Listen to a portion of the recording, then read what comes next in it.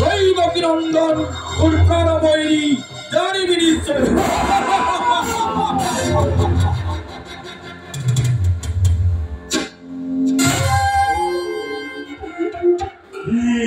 বলিল দৈবকী গর্ভতা অষ্টমহংকর প্রাণ বৈ হই মূল জন্মিব ধরা। এই যদি হস্ত হয়, এই যদি কাটে,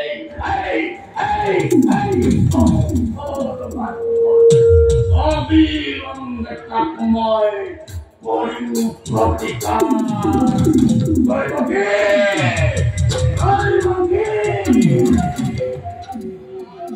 ইয়ার ভাবে অত দিনে গাছির কুয়ায় তার হন্ত লালন পালন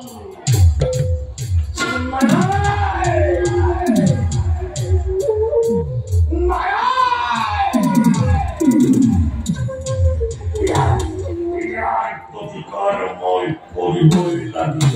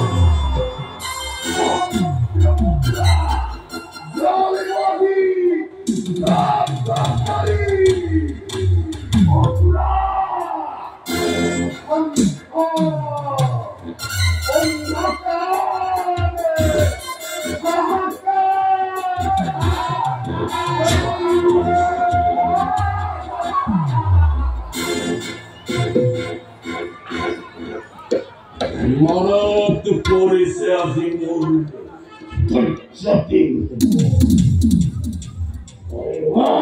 দিনে আনন্দকে আত্মহারা করে পাহরি আসিনুময় মন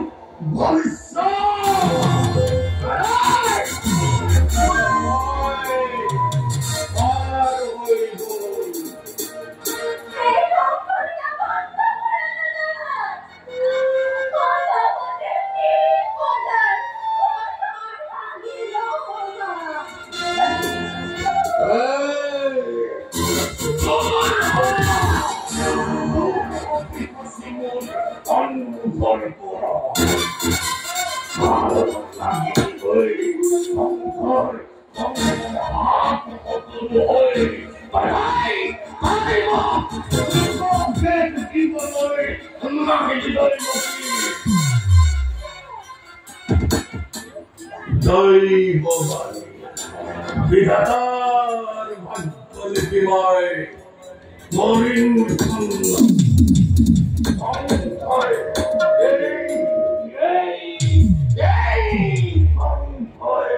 তার ভাগ্য সম্পর্কে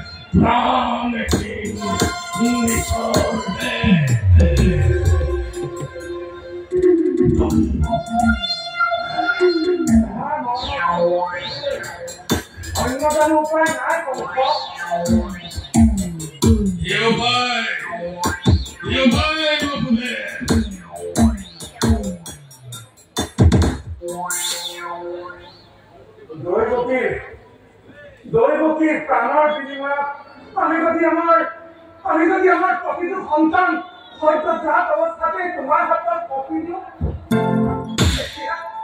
তেতিয়াতো তোমাৰ দুৰ্চিন্তা দূৰ হ'ব ৰাজা।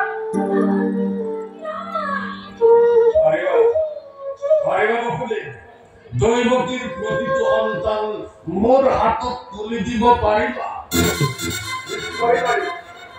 তোমাৰ চকুৰ আগতে তোমাৰ চকুৰ আগতে তোমাৰ পুত্ৰসকলক মই এটা এটা কৰি আচাৰি হত্যা কৰাৰ সময়ত তই দৈবকীৰ প্ৰাণ ভিক্ষা খোজাৰ দৰে সেই শিশুসকলৰো প্ৰাণ ভিক্ষা খুজি মোক বিভক্ত কৰি নেপেলোৱাটো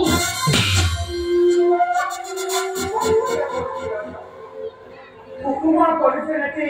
সদ্যজাত শিশুক হত্যা কৰিম যদি তুমি লিপ্ত হ'ব পাৰা? মই অপৰাধ কৰে সেই শিশুটি তোমাৰ হাতত কপি দিম। কংস তোমাৰ হাতত কপি দিম।